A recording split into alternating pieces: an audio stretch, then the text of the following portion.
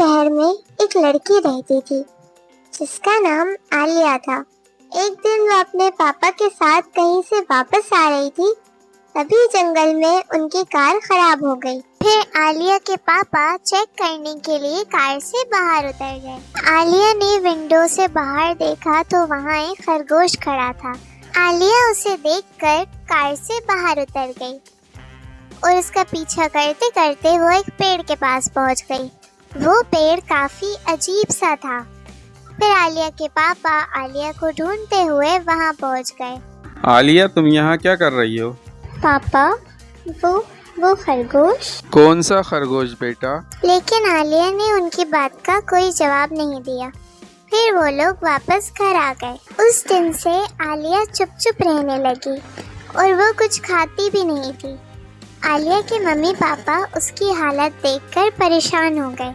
انہوں نے اسے کئی ڈاکٹرز کو بھی دکھایا، لیکن عالیہ کی طبیعت اور بھی زیادہ خراب ہونے لگی۔ پھر ایک دن عالیہ کی ممی کچن میں پانی پینے کے لیے گئیں تو انہوں نے دیکھا کہ عالیہ کچھ کھا رہی ہے۔ عالیہ، تم یہاں کیا کر رہی ہو؟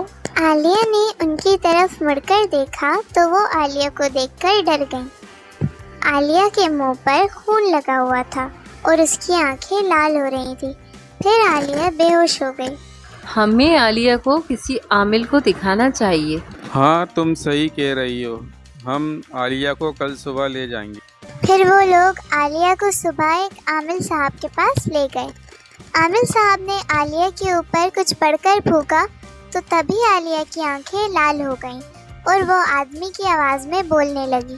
میں اسے اپنے ساتھ لے جاؤں گا، تم لوگ کچھ بھی نہیں کر سکتے، کچھ نہیں۔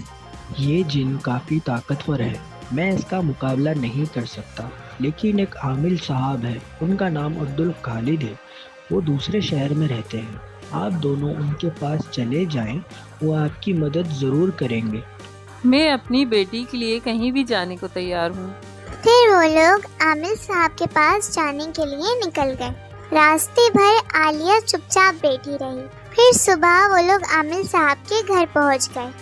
عامل صاحب نے عالیہ کو دھیان سے دیکھا اور محسوس کیا کہ عالیہ پر بہت ہی خطرناک جن کا سایہ ہے۔ یہ عام جن نہیں ہے، یہ جنا قبیلے کا سردار ہے جو بہت ہی زیادہ طاقتور ہے۔ عامل صاحب نے عالیہ کے پاپا سے پوچھا، عالیہ کی یہ حالت کب سے ہے؟ پھر عالیہ کے پاپا نے انہیں پوری بات بتائی۔ وہ خرگوش نہیں تھا، وہ یہی جن تھا، خرگوش کے روپ میں۔ میں کل رات میں عمل کروں گا۔